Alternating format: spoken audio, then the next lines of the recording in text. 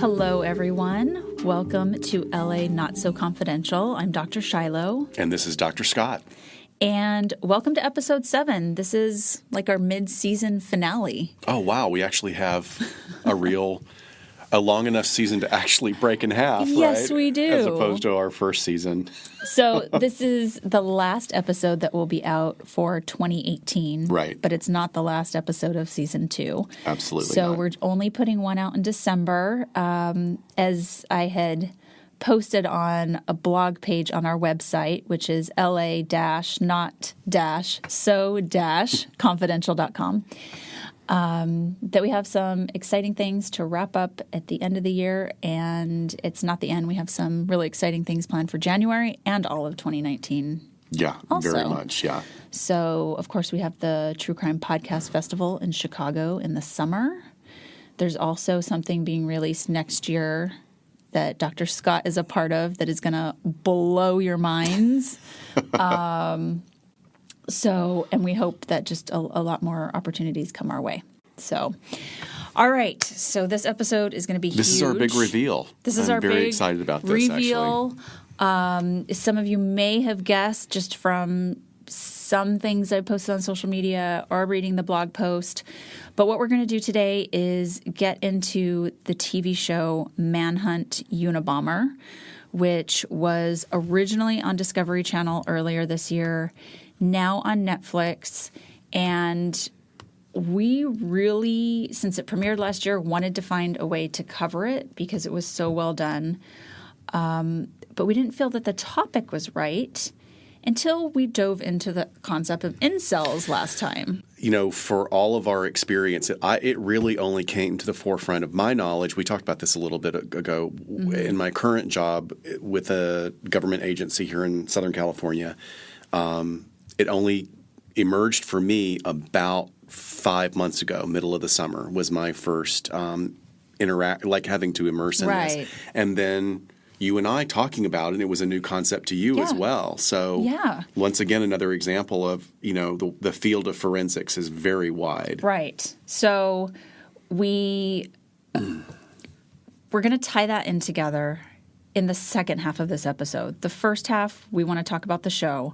But the second half is really exciting because we have an interview with James R. Fitzgerald, the FBI profiler and forensic linguist that essentially caught the Unabomber and made forensic linguistics a thing. And I am taking no credit for snagging that. You absolutely snagged him, and I'm so excited that you were that he was actually quite enthusiastic about being interviewed, which was wonderful. So that is to come, the second half of this episode, more than half, actually. But let's get into Manhunt Unabomber. Let's do. So, as I said, this was originally on Discovery Channel and is now on Netflix. So if you haven't seen it, it's just a mini-series. I think it's about 8 episodes long. It's 8 episodes, all directed by the same director, which I think is a really – I really like that because you can feel that there's another layer of follow-through that maybe doesn't happen in series that get so many different directors. I think that was amazing. Right. So first, how we're going to merge these two topics, that's going to be covered later. But just talking about the show in general, I absolutely loved it. I think it was one of my favorite miniseries ever. I feel like a lot of people missed it the first time around, and now people are finally catching on. But I know I was thinking when it first came out, okay, this case is 20 years old. What are they going to bring to it that's interesting or new or is going to keep my interest? But it was just done very well. Do you want to talk a little bit about who's in it and who plays who? Yeah. It was an interesting casting choice for someone. A lot of people are familiar with the actor Sam Worthington from his really big blockbuster, which was Avatar, which is what now? Is that 11 years? God, it has to be. It's been a while. And he's been in a couple of other things that, you know, did more or less better. But he plays James Fitzgerald and does a great job, you know, really kind of shows – I think the thing that's most amazing about this and why I think one of the reasons you liked it so much and the reason I liked it so much is it shows the development of an aspect of profiling that had not previously existed. Right. And how if that paradigm had not been discovered and quantified and qualified by Fitzgerald, for one thing, the Unabomber would not have been caught. Nope. And it has also immensely altered the landscape of profiling. It's Absolutely. added an aspect to it that didn't exist previously, which is invaluable. Invaluable. Another tool. Yeah. So Sam Worthington plays James Fitzgerald, and then we have like another sort of amazing, British actor who the Brits apparently can do anything. Paul Bettany, he plays the superhero robot Vision in the Marvel movie series. He first came to attention, I think his first big role was in, what was the Tom Hanks vehicle that was the conspiracy theory about the Catholic Church? Oh, Da Vinci Code? The Da Vinci Code, right. He plays the albino killer monk. Oh, that's right. He was so freaking scary in that. Like, who would have ever thought you could make a monk scary? Okay, Right. Well, this guy was a scary assassin monk. So he's Ted Kaczynski, and he is excellent in this. Yeah. Everyone else's kind of background, because they totally steal it. Although we were talking about, for those of you who haven't seen it, I really urge you to see it for a number of reasons.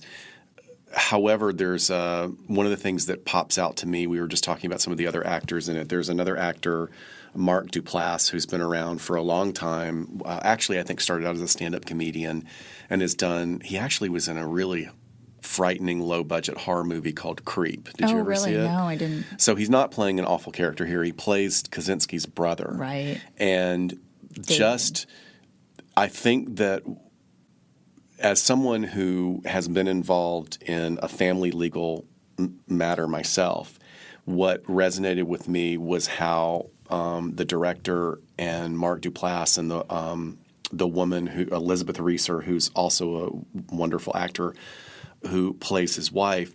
These are two people who were related to Ted Kaczynski and have this character development arc where they are coming to realize that someone that they care about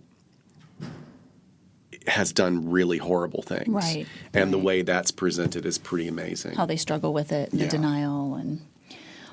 So the show, I mean, it has everything, like all the intensity and suspense that you want from a true crime drama. Right. I know you said you thought it moved a little slow for you. It moved a little slow for me, but then I went back and I was thinking about it, Shiloh, and I thought it's not that it moves slow, it's that it doesn't have melodrama. And that's actually a really good thing because you don't need melodrama. Because when the intensity that you're talking about, when those people are unwrapping packages in their homes, it's terrifying. And you know. Yeah, it's not slow, it's very deliberate, I feel like. That's perfect. That's a perfect way to put it. Sam Worthington plays Fitz so wonderfully. I feel like he's very relatable, like you were talking about. Here's this guy that's a brand new profiler, gets asked to be on this task force. He's this Philadelphia cop, coming in, just graduated from profiling school. And he's far from perfect. So he's relatable. But I feel like he's relatable in the way of those of us starting out in careers where we desperately want to find our niche. Yeah. And we want to be good at it and be recognized by people who are already good in that trade craft. And he just meets a lot of obstacles. A lot. In the reality of like... But that's it. It's like it's not just true crime. I think that they really they create a new way of telling a story, a true crime story, without making it melodramatic, because there's enough there already in the way these people develop. Yeah. And I when he's faced with, okay, I just graduated and they're calling me to do this thing I want to do, but I've been away from my family for so long. What do I pick? Yeah. And I know that's a struggle that I had when I was contemplating going to the FBI this may come down to the FBI or my husband. And we had those conversations. And me sabotaging your efforts so that I would be able to not have you leave. Right. Exactly. So I don't know. It resonated with me. But, I'm already thinking that the series is great for all those reasons. And then episode 7 comes along, which is the episode that the Unabomber they show him in childhood. And then just like from his perspective for the first time, right smack dab, towards the end of this series, all of a sudden they're going to turn it on its head. And now you're seeing it from his perspective and how he developed and his time at Harvard. Because wonderful things. Right, because up until that time, what you've been exposed to is this individual who is cold. Mm-hmm. Almost just a shadow of a person in a way because they don't really know who he is yet. Right. I mean, from our perspective, if we were going to diagnose it, you're viewing that as a clinician, you're going, wow, that's a little bit of a schizoid personality issue, or is it someone that's on the spectrum? Right. What is going on here? But this guy really is pretty callous in the way he has these interactions with his family. He's, derogatory towards certain members of his family. Yeah. But then, like you said, it all gets turned over because you see his challenges. You see rejection after rejection, starting from his best friend in like preteen years rejecting him, and then it just keeps going into, I say relationships in air quotes, these relationships he's trying to develop with people, and the anger's building, and you start to go, okay, monster was one category I had him in. Now you're like, oh, I see how someone could turn into that. Right. You see that path, right? That evolution, which, like we have said before, quoting Kevin Cameron and the model that he uses in Canada, that no one ever snaps, that the pathway to violence is an evolutionary process. Right, right. And we're going to, in our interview with James R. Fitzgerald, we're going to talk specifically about that when we link this to some of the behavior that we see in incels, and specifically with Ted Kaczynski's relations with women. But you also see how he was a part of these psychological studies at Harvard. And essentially, one of the psychologists was doing some tests for MK Ultra. And it's pretty terrifying. Yeah.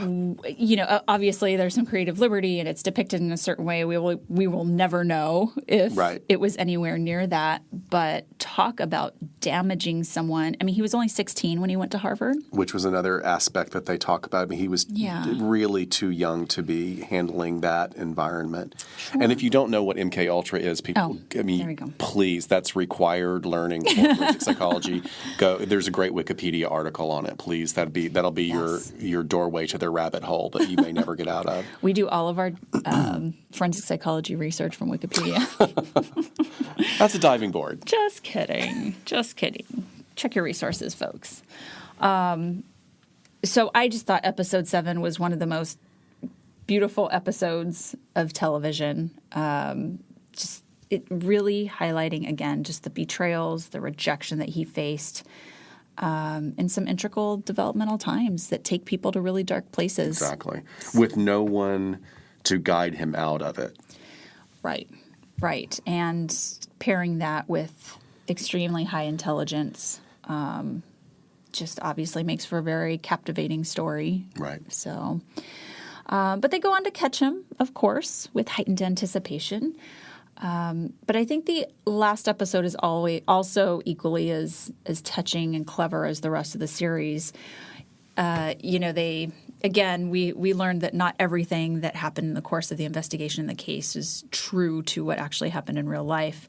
But they really hit home sort of the irony of him being sentenced to this 8x10 cell, which is essentially the same dimensions that his cabin was, but one was by choice and being isolated and in nature and being able to go out and dance in the rain when you want to. And then as they're carting him off to prison, he gets one last glimpse of the Rocky Mountains in Colorado, and then it's gone. It's just concrete after that. And I mean, I felt for him watching this. Yeah, go back and watch episode 1 when he's blowing people up. I know. But I know, I hear you. And you hear these. I mean, you see all of the injured and maimed people testifying and talking about. They don't want him to ever, see something again because some of his victims can't see, or touch something again because his victims can't touch. And it's just sad all the way around. Yeah. Especially when you see the progression of someone being made into that because of circumstance, but then you got to come back to, okay, I mean, he has the choice on what to do with that anger. Right. And obviously what he chose to do was horrific.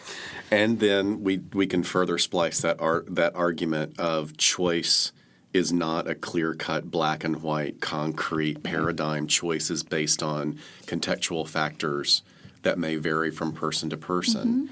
Mm-hmm. It's just it's complex. It's very complex. And you want to, like you're saying, by the end of this really well-told story, you have this experience of seeing, having, I don't know if I say compassion, but you certainly had an emotional reaction. Sure. And you see that there was an aspect of him that is human, but somehow that got really twisted. Right. And he did have choices along the way. He allowed it to become more, what makes him any different from his brother. Mm-hmm. And maybe there are genetic factors, maybe there are other things, or maybe it was the parents' bad decision to let him go to college early. Right. Yeah, there's just so much there, and I think it was very reflective and sort of parallel of the work that we do, because as I've likened it before, law enforcement was easy in a sense. It's black or white. They either broke the law or they didn't, so you take them to jail or you don't. And that's all you have to look at. And in this chair that we're in, we're looking at all the in-between and the gray and what led to what. Exactly. And so in law enforcement, you don't have to necessarily deal with that human factor or the why. That's all we do really now is the why, and maybe the what can we do to prevent something in the future. Right. But it was very reflective, I thought, in that sense. So any other thoughts about the show?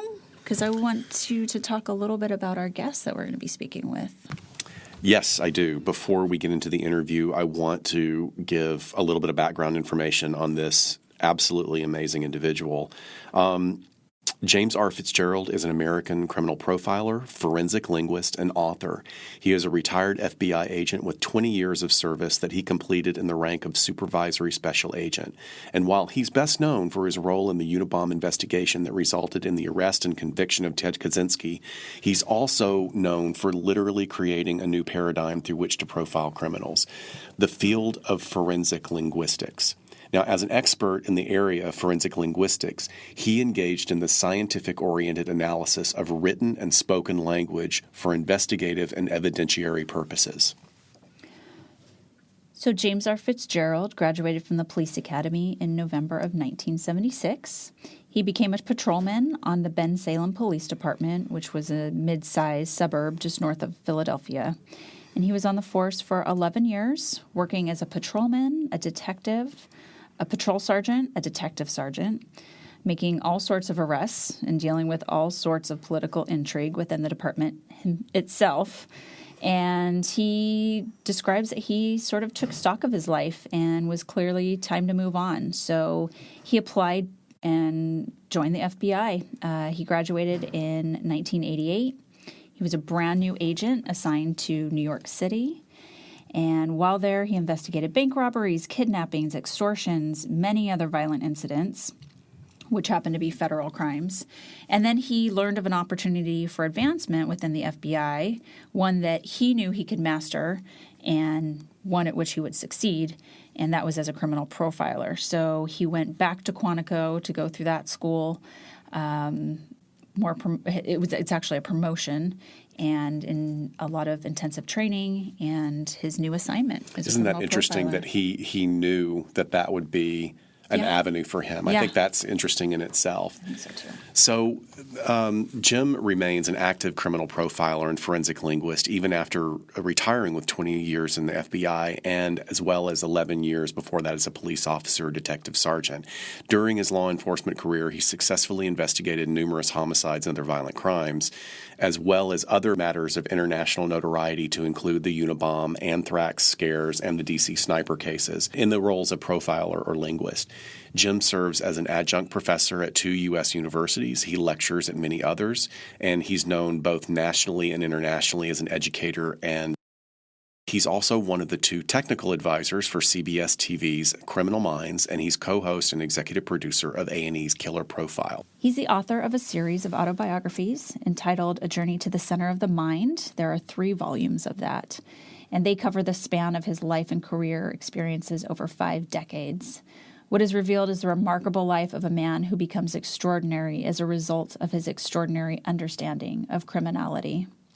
In A Journey to the Center of the Mind, Jim Fitzgerald recounts his experiences during the 60s and 70s in this sometimes funny, sometimes tragic, but always moving portrait of an FBI profiler as a young man.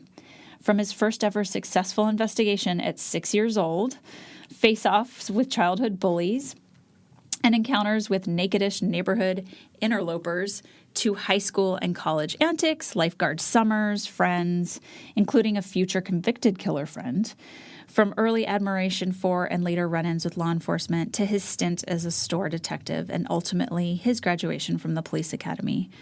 Fitzgerald shares the good, the bad, and the not so pretty of his early life's journey.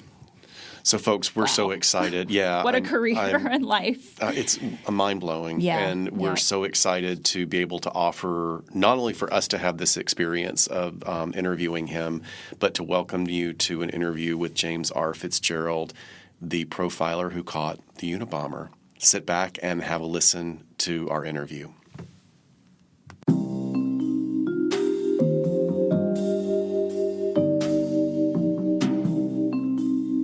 Conversation into an interesting twist, Dr. Scott and I are joined by FBI royalty. Really? Retired FBI profiler and forensic linguist, James R. Fitzgerald. Welcome to our show, Jim. Hi, Shiloh, and hi, Scott. Thanks for having me on. Sure. I really want to call you Fitz, but I think I'll keep it a little bit more professional and just refer to you as Jim. Well, Fitz is fine if you slip up, so that's fine. No problem. Thank you. That's fun. For our listeners, Jim and I met back in August at a training here in LA, and he was talking about the art and science of forensic linguistics and how it played such an integral role, of course, in identifying and building a case against Ted Kaczynski, also known as the Unabomber. And I just remember sitting there and listening to you talk, and you're describing some things about Kaczynski, and the word incel popped into my head. And probably even while you were still talking, I shot a text to Scott and said, Unabomber equal incel question mark? And he said, oh yeah. So that was kind of where this was born, as far as, hey, maybe this is a topic that possibly fits to this guy. And of course, you were so lovely in person that I just knew that I could reach out to you about this sort of crazy concept. But Scott, do you want to I'm glad you did, Shiloh. And I thought about this. I wasn't only familiar with the term incel in the last year or so, but going back 20 years, Kaczynski certainly fits that category, and we can get certainly into that as we go along here. Great. That was one of the conversations that we had just recently. We talked about it in the episode leading up to this, is that this term has obviously been around in various communities or elements online, but it hasn't been part of the common vernacular, even though I know wasn't Criminal Minds or SVU, one of the television shows has done an episode about an incel. But we were both kind of amazed about how recently this has been suddenly popping up. And I work for a government agency in Los Angeles dealing with issues of mental illness in the community, and I partner with law enforcement, and we are now having to address this issue as it's come up in some of our referred clients. So it's just sort of exploded into the mainstream in a way I guess people really weren't expecting until the Isla Vista event. Right. So just to recap for those who haven't had a chance to listen to the previous episode, the term incel, I-N-C-E-L, it is a portmanteau or a combination of two words, involuntary celibacy or involuntary celibates.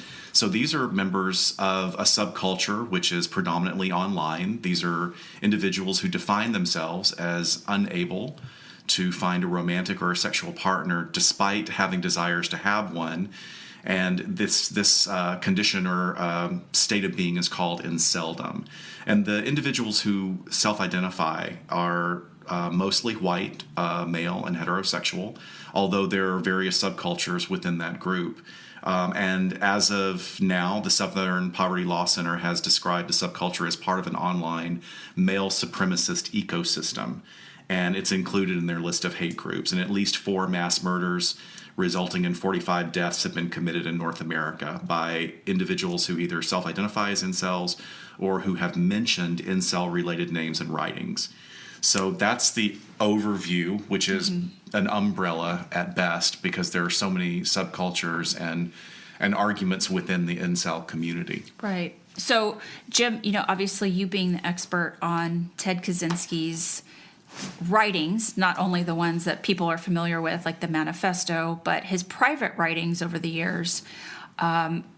This is where we really wanted to hear from you and see what were some things that stood out to you about Kaczynski's development, either socially or sexually.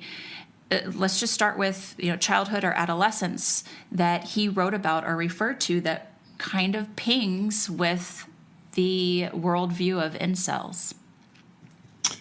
Well, Shiloh, as you know, I've written 3 books. Their title is A Journey to the Center of the Mind. It's my memoir series. There's a 4th one coming out in about a year. And the last long chapter of book 3 has to do with my role in the Unabomber case. And from the very beginning, as a brand new profiler being sent out to San Francisco, the Unabomber task force. So, and of course, working the case with only the Unabomber and no person identified as this serial killer, this serial bomber, but also, later, after 17 years, in my about 7 month on the task force, all of a sudden we identify a guy named Ted Kaczynski, and this all sort of comes together for me. But having compared the Unabomber, again, no Kaczynski yet, to earlier serial bombers and serial killers, part of the profile assembled by John Douglas and those who predated me on the case, and then later enhanced by me once on the Unabomber task force, we definitely knew there was some level of a psychosexual component to this. Many bombers have issues in that regard. It may be very omnipresent and very obvious to people around them. It may be more on a secretive side or a very personal side that really only the bomber himself is aware. And in this case, with the Unabomber, and we didn't know this yet, but Ted Kaczynski would have fallen into that latter category. In other words, a lot of frustration about his inability to not only have a sexual relationship, but as I read everything he wrote, not just the manifesto and the other letters associated with the Unabomber and FC, but certainly once the arrest was made, through the search warrant, we've confiscated every single item in his 10-foot by 12-foot cabin. And I had the luxury, if you will, of reading through those 1,000 separate documents and communications.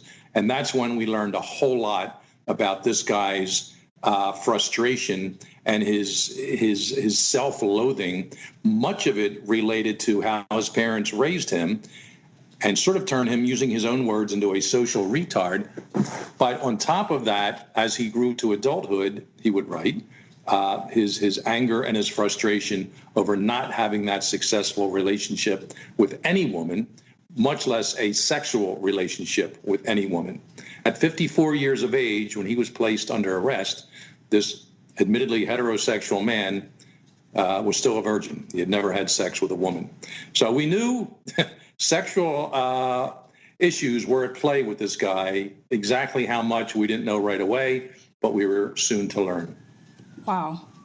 So was he commenting at all just about, maybe some early struggles in high school or college with even things like sexual identity?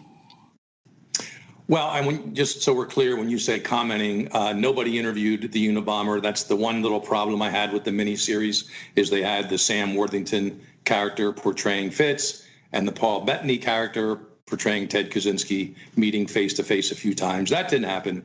So everything I know about Ted Kaczynski, and by the way, he didn't speak to any FBI agent. There were no interviews. So everything we know about Kaczynski comes from his own writings. And again, not just the public ones, as you said, Shiloh, with the manifesto, but what we found inside his cabin. So, and these issues, he wrote an autobiography. He titled it Autobiography, and it starts with his date of birth and being raised in the Chicago area, and then how his parents moved later, and grade school and high school, skipping grades, and off to Harvard at 16, whatever. And everywhere he went, it seems, he felt like an outsider. He felt like he didn't belong. And, looking at early pictures, and I know we're getting a little bit ahead of ourselves here, Ted Kaczynski was a decent-looking guy. He was about 5'10". He was thin, nothing, unusual or awkward about his gait or his overall look. Right. Yet he would have been average or a normie, as the incels refer to it.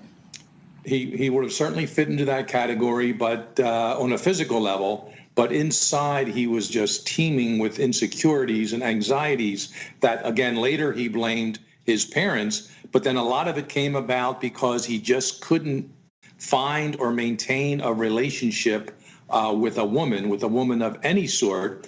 And we can talk a little bit about how that played out. But I suppose the earliest example of a manifestation of this angst on his part was during his doctoral studies at the University of Michigan.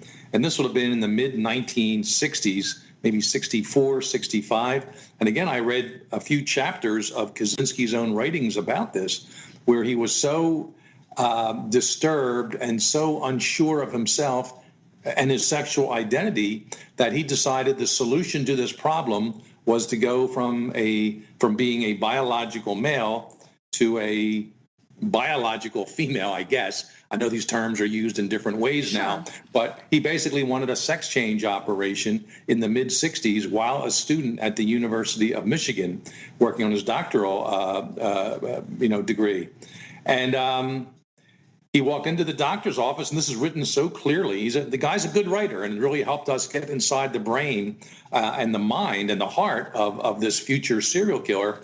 And he basically lays it out over a few pages. He went in, he saw this psychologist. He didn't respect psychology or psychiatry at all. Sorry, guys, to tell you that. Oh, darn. It's not the first time we've been told that. Yeah, and by lesser people than Ted Kaczynski, I'm sure. But that's all right. But anyway, and he said, well, fine, I'll go to this psychologist. I think a psychologist as opposed to a medical doctor, but either way. And he laid out his situation. I want to become a woman. And, okay, have you thought long about this? And the interaction was actually captured relatively well in this chapter that Ted wrote about himself. And eventually the doctor said, well, when do you want to start this program? And he said, well, I'd like the surgery in the next week or two.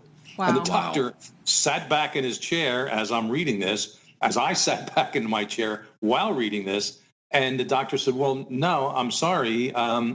You're going to need at least, 3 to 5 years of therapy. At some point, we'll put you on some meds, which will facilitate some hormonal changeovers, whatever. And I'm just kind of remembering these things he wrote. And then maybe at the 5-year point, if we think we're ready to go, we could possibly have, I'm not sure they even called it reconstruction surgery or transitory surgery. Yeah, but I don't think that they called it that back then. In the 60s. And the point is, Ted, according to his own, words, he got very upset at this guy and said, yeah, well, I'll call you, don't call me, in so many words. And he walked out the door. And it was at that very point, again, I'm I'm not reciting his words, but I'm certainly paraphrasing them. He walked out the door and said, hell with change into a woman. I don't need that. I can stay exactly who I am. What I'm going to do instead is kill people like this doctor. Who does he think he is telling me I can't become what I want to be? And I'm going to kill people like him, too. I'm not sure exactly how, but I'm going to find a way to do it. And it was literally about a degree, a couple years teaching at Berkeley, a few more years living in the woods of Montana. But it was about 12 years after that thought came to him that all of a sudden he started killing people, or trying to, in 1978 when he started his serial bombing campaign. But and there's other anecdotes between these and when the bombing started relating to his sexual issues. But lo and behold, it was there present certainly in his early 20s. Remember, he got out of Harvard at 20. He's working on his PhD at barely 21. And here he is already wanting a sex change. He was told it would take 5 years. The hell with it, I'm going to kill people instead. Took him about 12 years later, and then the killing started. My goodness. So he did end up following through essentially with that fantasy of killing people. Yeah. Even though it took a while, he stuck to it. And it started with sexuality questions about himself, which I'm sure many people go through at different stages in their life, mostly at some point in their youth. But this guy, when he was told, hey, there's a process involved and you must believe in the process and work with us. We're not saying no, Ted, graduate student Kaczynski, but we're saying it's going to take about 5 years. Well, this guy couldn't wait. And then he walks out the door and says, that's not what I need anyway. I need to kill people instead. And again, it put it on hold. He let it fester for about 12 more years with no cure in sight, if you will. I put cure in air quotes here, in terms of him identifying a better self, a more positive persona, because he had no luck.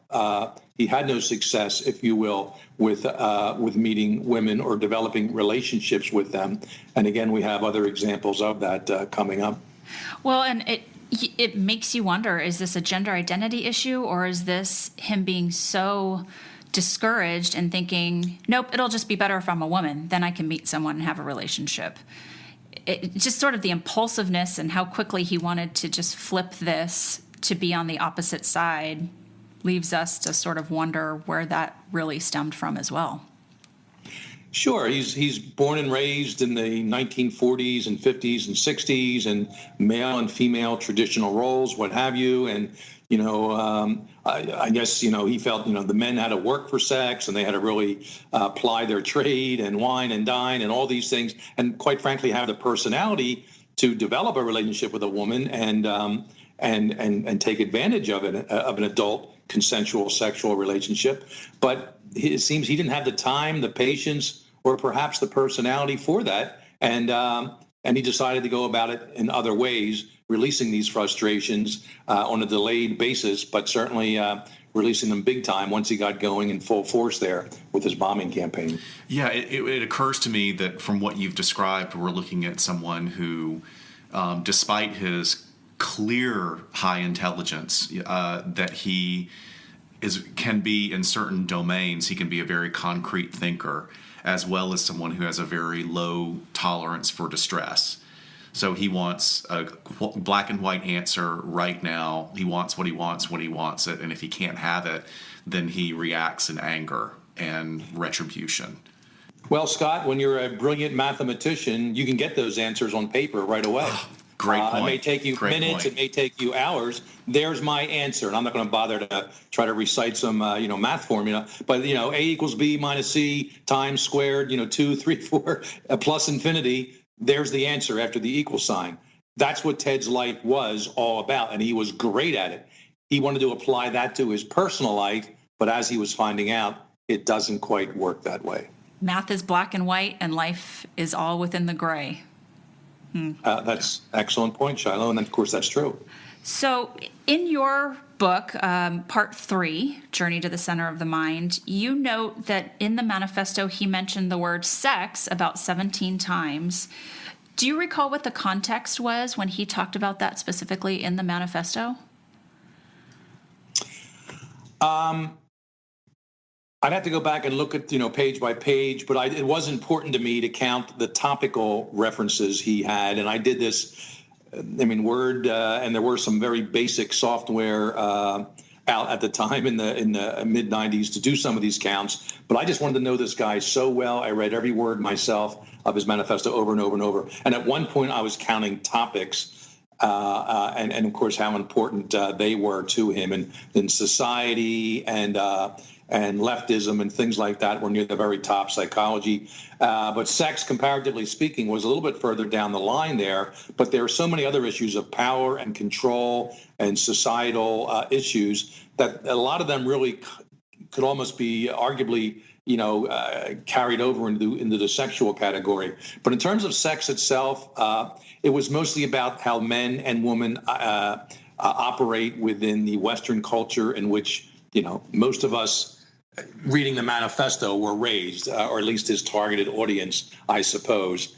And it did render issues of frustration and how, men weren't sure how to act here, how to act there, and sometimes the same with women, and society imposes various restrictions and limitations on us. And of course, the psychologists and psychiatrists don't know what they're talking about. So it was sort of a mixed bag from what I remember, and anybody reading it, you could probably get a better thought of it there, but it wasn't, I do know it wasn't laid out in a positive form. In other words, the industrial society, the technological revolution hasn't helped men and women cope better with each other. Again, if we were living in those agrarian tribes, probably with the male as the leader of that tribe, with his various women around him, I'm not sure if he was for monogamous or polygamous type of relationships, but I'm sure he would have gone either way if the women were there for him. But in that sort of a society or a mini culture, living off the land, hunting, gathering, it would have been much better for the sexes to relate. He wasn't graphic at all, or really talking about the sex act per se in the manifesto, not that I recall anyway, and nothing specific, but it was more about the interrelationships between men and women, and how basically the Industrial Revolution has made it tougher for men and women to be seen as who they really are and to foster these, positive relationships. This is just one other factor that I think of as I was reading your book and as we're preparing for this, and just how the world today and what role technology plays in how people are interacting, just how it would blow his mind, no pun intended, how it would blow his mind to see how things are, people go about with these dating apps and having full-on relationships with never meeting in real life. Or the meeting takes place within an hour at a convenient location, like on Tinder or something, and then it's over. Yeah. And names may not even be shared, conceivably. And there's nothing forced, nothing criminal. It's, ostensibly adult males and females, or females and females, whatever. But yeah, this would, in fact, blow his mind, and probably a few other things, to use your term. And I've done a number of interviews in the last year or so. And the question becomes, hey, was Kaczynski right? Was the Unabomber right in what he wrote in his manifesto about technology and this modern world, doing not to expand our horizons and our relationships with the earth and each other, but actually to restrict them and limit them and cut them down to size and make us more dependent on computers and software than, of course, any time in the past. And what's this going to do with our society? And I can't help but acknowledge, and I remember saying it back then to my colleagues, I never advocated for this guy sending out bombs or killing people. But boy, he's got a few interesting points here. And this is well before smartphones. I think some of us had the brick-size cell phones back then. Right.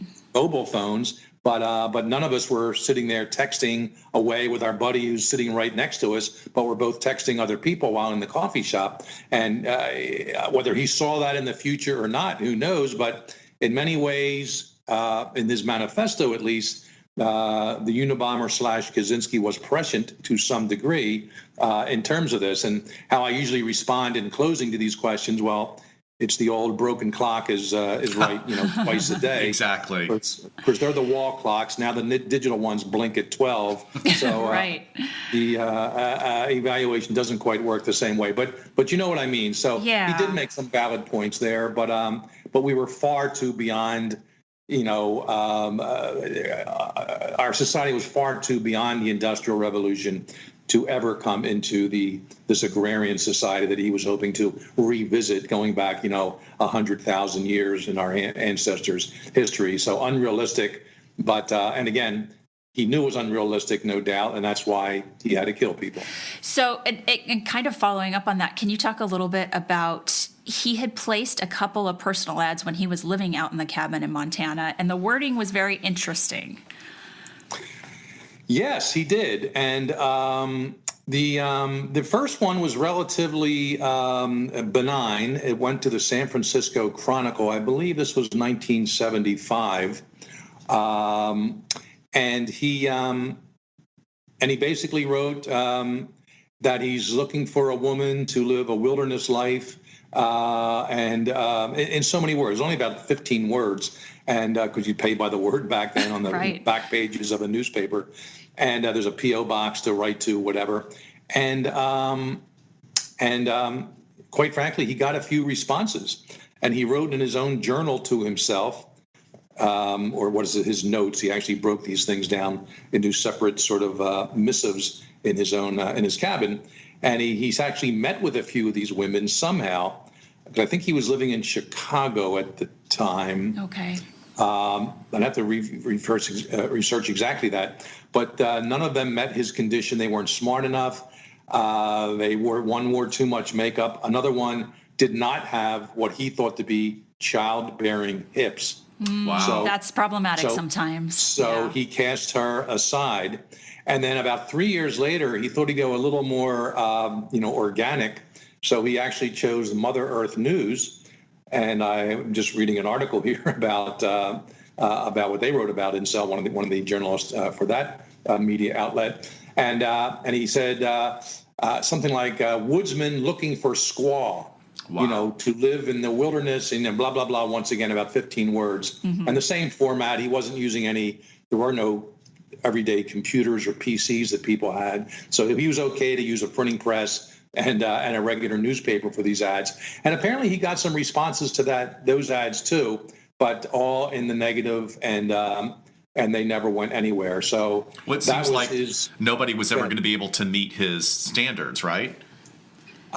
It seems that way, very much so. And of course, if they were truly interested in living in a 10-foot by 12-foot cabin with no running water or electricity, you're really narrowing your suspect pool, if you will, or I should say your marriage pool, your SIGOTS pool, significant other pool. And some of these people who responded may have been a little off the beaten path too, like this guy, but he needed someone, quote unquote, normal in his life. And these women, either through letters they wrote, I think there may have been one or two meetings, maybe pictures sent in the mail, just didn't meet his criteria, and he gave up after two of those classified ad postings, or personal ads, I suppose they used to be called. He gave up after that.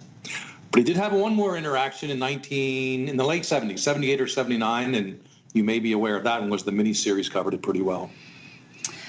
Is this the issue with Ellen? Yes, it is. About?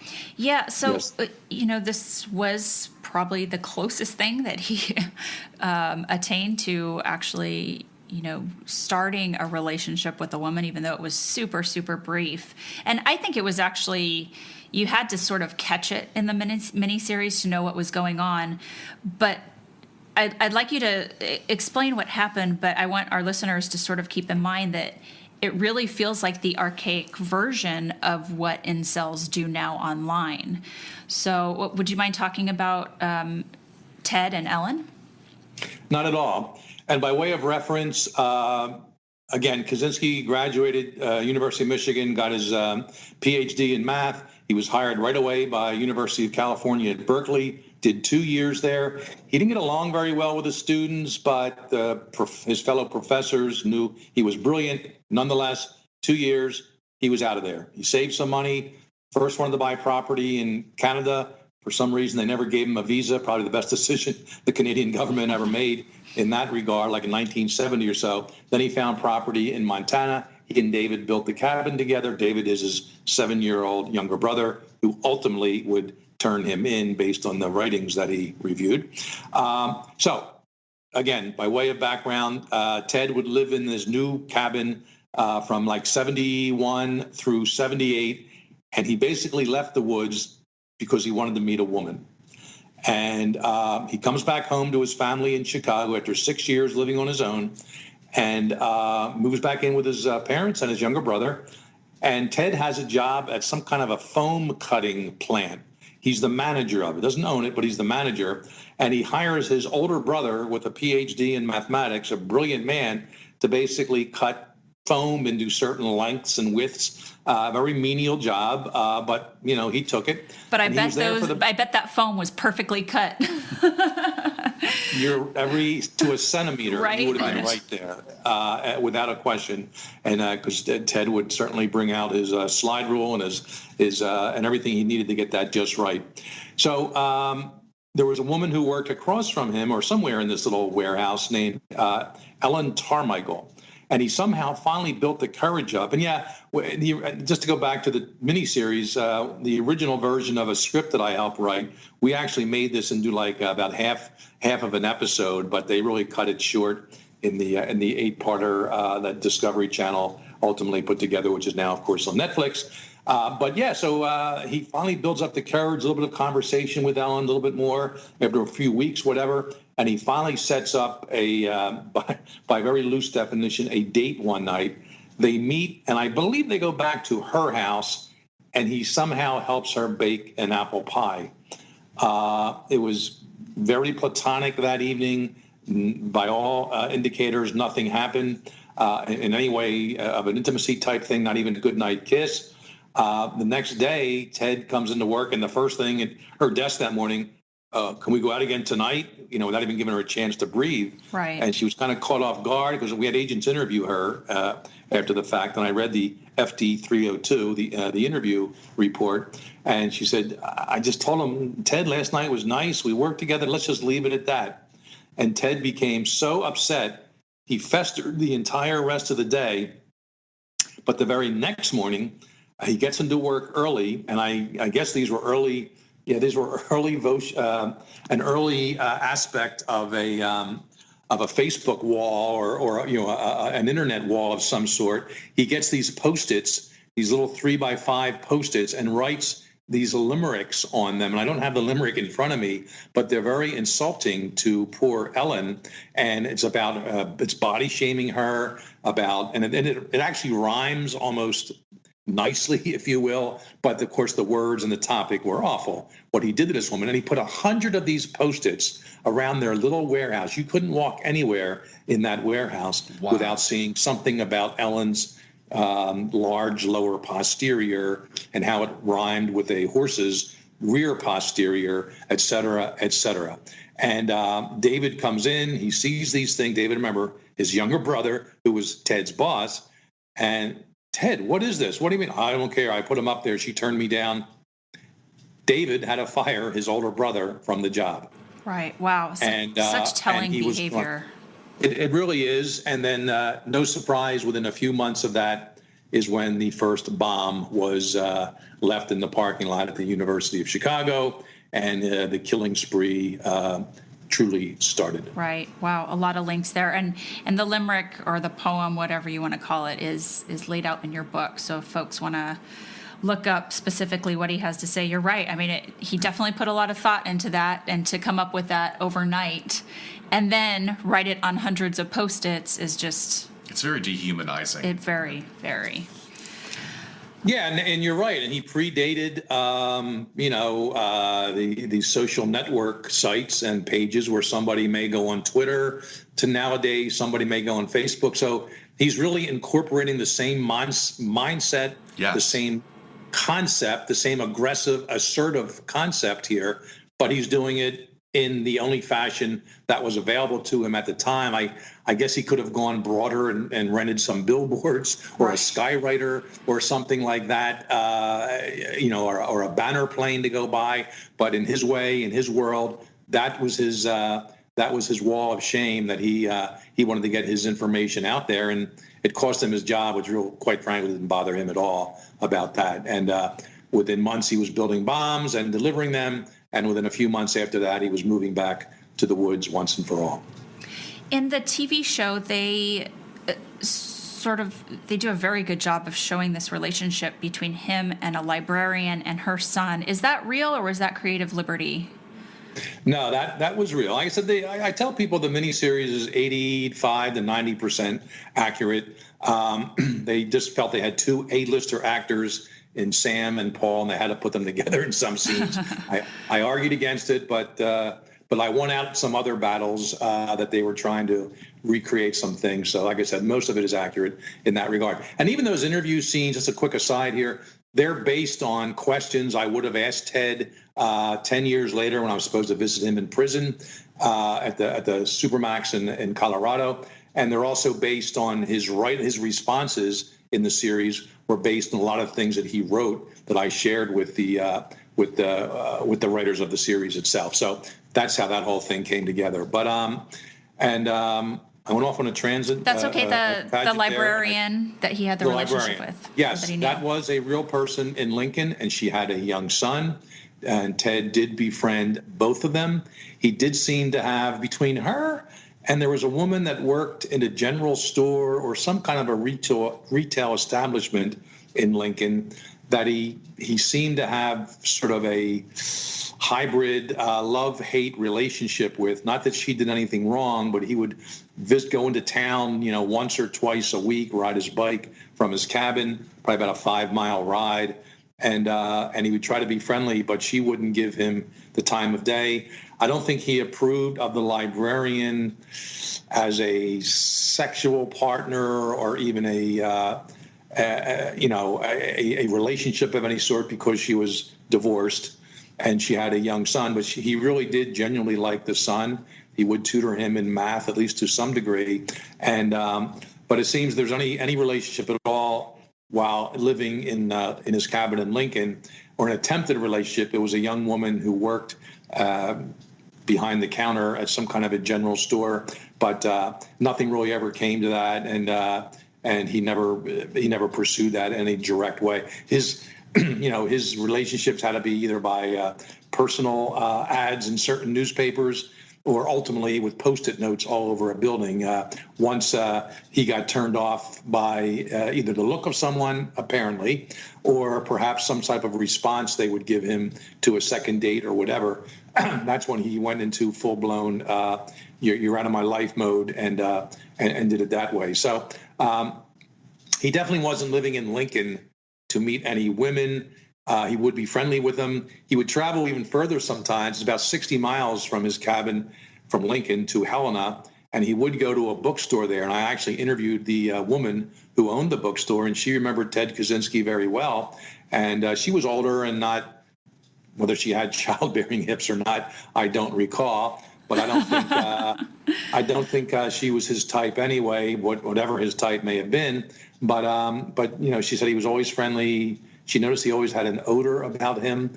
And when he would sit in this chair for hours and hours on end and read her books, and eventually get up and buy one used paperback for 5 cents, but she'd have to then kind of wash down the upholstered old chair where he was sitting to get the smell out. Disinfect the area. Wow. Yeah. So, but anyway, she didn't seem to be the person that any sort of longing for or desirous attitude towards. So, but it just seemed to be a few distinct people in his life, and women in general, and the fact that his parents created this creature that was Ted Kaczynski, brilliant in the field of mathematics, but just never be able to crack the code of human interaction. And that's what his failings were. Right. And that's where they lied. And that's why in his case, not everybody, a lot of people can be in that same category, but not everybody chooses to become a serial killer of some sort.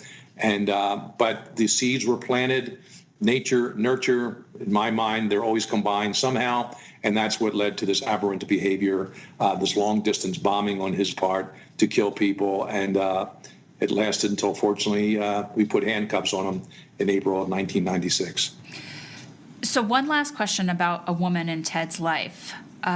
Did you ever get to speak with or read any of the writings between him and this woman named Joy Richards, who is from Southern California, who became a pen pal of his, and whom reportedly through his letters to other people said that he wanted to marry one day? I am familiar with her and at least some of the writings they shared. A true tragic end to this sort of Greek tragedy, if you will. The one woman he finally meets and who allegedly falls in love with him and he falls in love with her is meant to be unrequited as she develops cancer and dies. I know that was devastating for him. I actually felt bad for him and certainly her, but I was aware now this guy's in that captivity. He's in a space no bigger than his cabin, but doesn't have the freedom to leave whenever he wants. And now, when he could never touch anyone ever again, because in the Supermax in Colorado, I think he could have gotten married, but it would have been by the telephone, looking through the glass, the thick glass, shield between them, and they can put their hands up, but they would never actually touch. There'd be no conjugal element to it. So I am familiar with that story, and I know it greatly saddened him when she died. But I know there's no loss of women who are still writing to him and suggesting all kinds of things to him, including of the graphic sexual nature, to the point that he actually had to report some of them. I read he chose to report some of them to the prison authorities, like, hey, can you block her somehow? On Twitter. Well, that's or a whole Facebook. Episode we could do, is just the women that write serial killers in prison. But they fall in love and marry them. Yeah, exactly. Absolutely. The Menendez brothers Follow through with it. So I guess as we sort of wrap up here, is there anything else in his writings that you would say are sort of incel specific, as we know the term today? And do you think he fits that label? I honestly think he does. And of course, everything in life is on a scale, on a continuum of some sort. Is he at 0? Is he at 10? Arguably somewhere in the middle.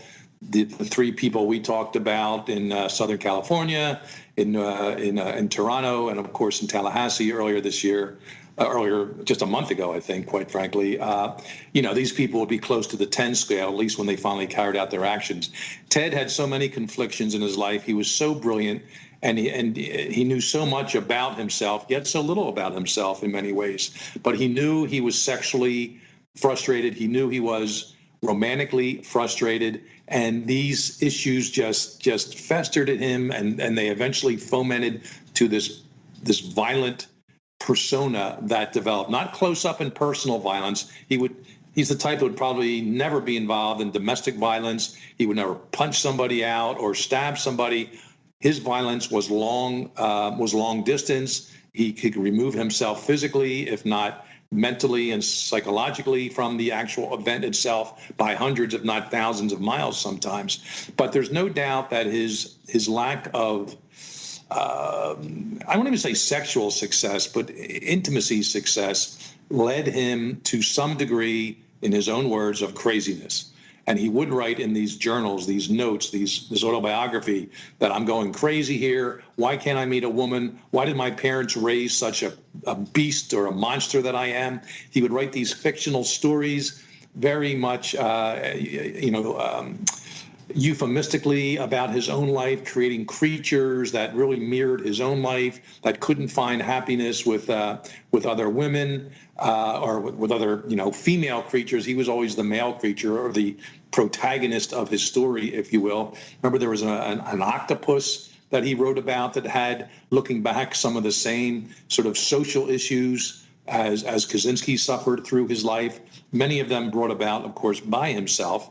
And he certainly could have changed things if he wanted, to some degree, to at least attempt to blend in better with the society in which he was born and raised. But he just turned himself off away from that. So to answer your question, Shiloh, again, I didn't know the word incel before maybe a year and a half ago when I first heard it. None of us used that term 20 years ago when studying the Unabomber. But the early profiles of John Douglas, and as well as when I got involved and helped tighten them up a little bit as the manifesto came in, and some other behavioral activities that we were picking up from the Unabomber, certainly from his writings and from his bomb placings and his interaction with the New York Times, we knew this guy had some level of frustration in relationships. If he had a relationship, it was very much he's the alpha male. His wife or his, whoever he's living with can't come down into the basement or the garage. Nobody put him in a cabin. Anybody out there says he lived in a cabin by himself, they're lying. But we certainly thought this guy led an isolated life. He may or may not have had a job. If it was, he wasn't dealing with the public. And if he was married, his wife was in a very secondary, if not tertiary position or lower in his life. And she had very little to do with his everyday interaction. She was cut apart and blocked off from any bomb-making activities, manifesto activities. And quite frankly, we said he's likely not involved with any woman, comma. Right. However, if he is, it's going to be this sort of a distant type of relationship. They could live in the same house conceivably, but she can't come out into the woods with him when he's practicing his bomb making and his bomb detonating, whatever. So and it really turned out, we were accurate in that regard in terms of his lack of a positive, relationship with any kind of a female. Even the last few years before he was arrested, he was writing to his parents. Now, we didn't know this until after the arrest, of course, but he was writing to his mother. His father actually committed suicide. Not the best role model there, of course, and other reasons too, not just the suicide. But he was telling his mother and brother, I hate you so much. I want to be removed every way, shape, and form from this family. You made me into this monster I am today. And but Mom, send me money from the insurance policy. I need it.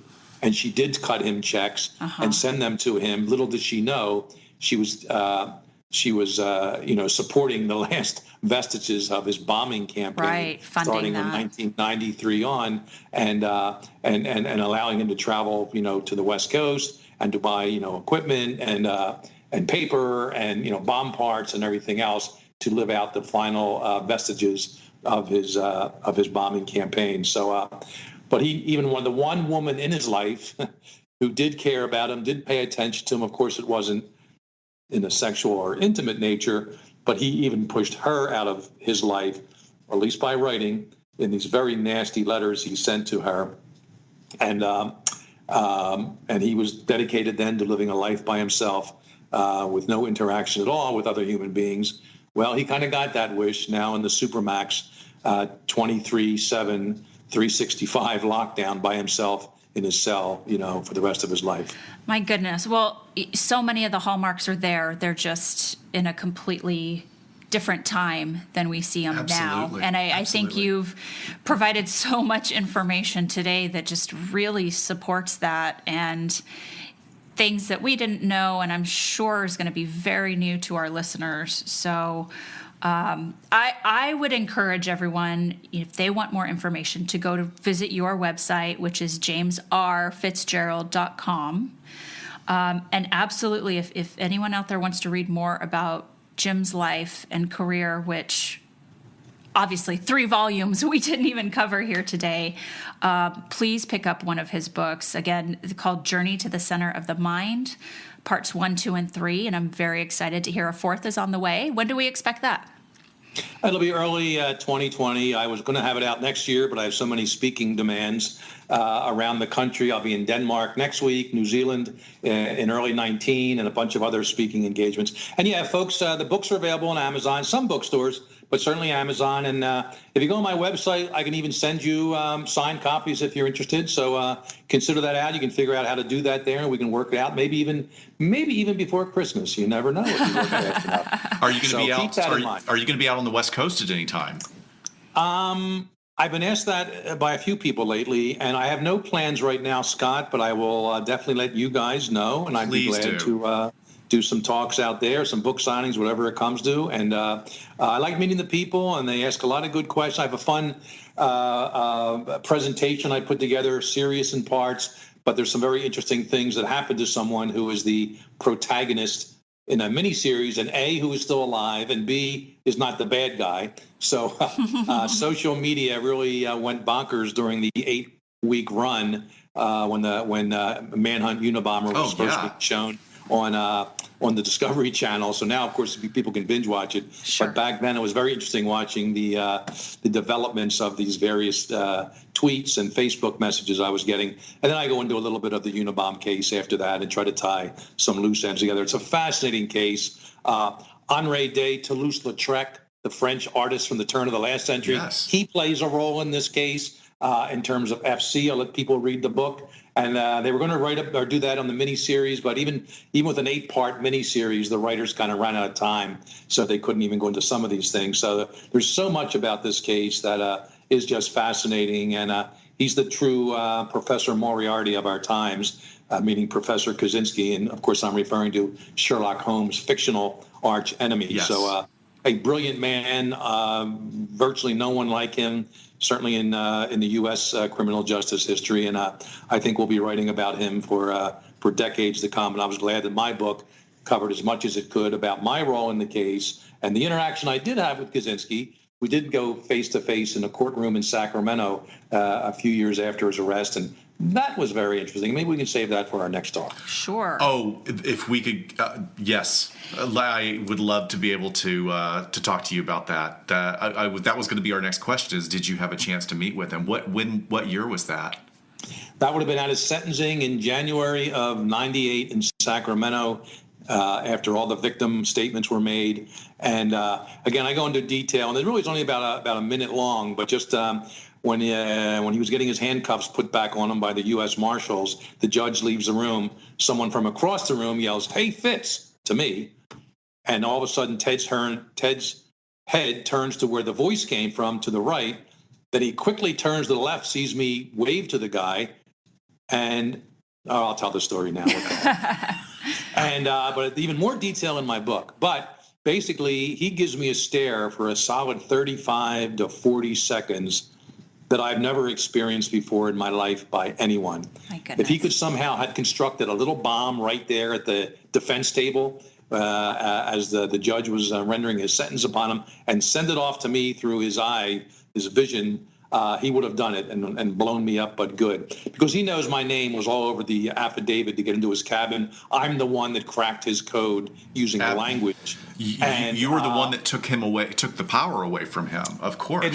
It was. And I mean, other people were involved. I didn't do this on my own, but I'm just saying in terms of the language, which he went from loving math to language, which really aren't that much unrelated in many ways. But language was now his one means of communication, which means everybody's means, but anonymously to the rest of the world. And there I looked at every word he wrote very carefully with no fingerprints, no DNA on any of the documents. But guess what? We used forensic linguistics, which he never thought about back then. Quite frankly, I didn't use that term back then, but that was the beginning of forensic linguistics being used in the courts in the U.S., and I've worked many a case since then, and I'm still getting calls and emails and from the private sector, people who have anonymous letters. They want, somehow figured out who wrote them. So, but it all came back to his arrest, and certainly 2 years or so later when there I am in the courtroom and he's giving me the dirtiest look ever. And the